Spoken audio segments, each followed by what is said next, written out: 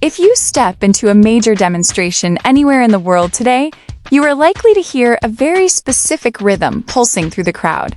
The lyrics echo over the megaphones, explicitly calling out institutional apathy and law enforcement abuses.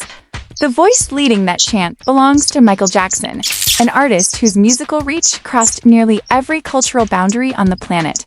Today, the track is recognized as a unifying cry for marginalized people demanding to be heard, aligning with the intent Jackson expressed during its production. But at its release in 1995, the reception was almost the opposite. The track was met with immediate global criticism. Reviewers scoured the lyrics, arguing that instead of fighting prejudice, the song actually promoted offensive stereotypes.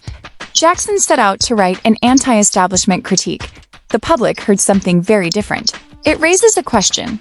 How does a piece of music survive that initial condemnation to become a functional soundtrack for global resistance? Jackson originally wrote the track to express raw anger over discrimination. He used abrasive, harsh language intended to mirror the systemic violence he was calling out.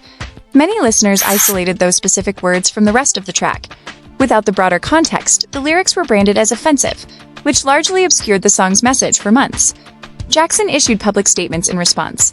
He clarified that his goal was to expose and condemn prejudice, not to fuel it. He followed these statements with a rare practical step for an artist of his stature. He went back to the studio and re-recorded the controversial lyrics for all future releases of the album. The lyric changes addressed the immediate controversy, but the song's public identity would ultimately be shaped by the visual landscape Jackson chose to pair it with next. Jackson collaborated with director Spike Lee, a filmmaker whose body of work was already defined by explorations of racial tension and systemic injustice. They moved the production away from Hollywood and into the historic, vibrant streets of Salvador, Brazil. Lee's direction framed the cultural pride of the location, directly against the stark realities of poverty and marginalization.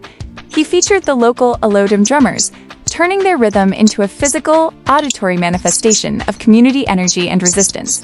Jackson integrated himself into the environment, standing alongside the residents as he performed the song.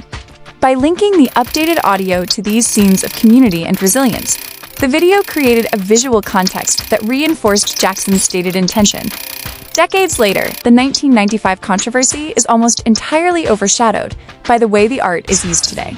They Don't Care About Us transitioned from a pop single into a practical resource for people organizing social movements across the globe. The track's survival illustrates how visual context can anchor an artist's message.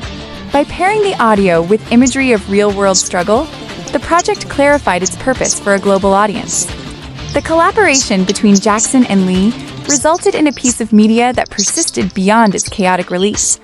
By the time the noise of 1995 faded, the song had established its place in the global vocabulary of social movement.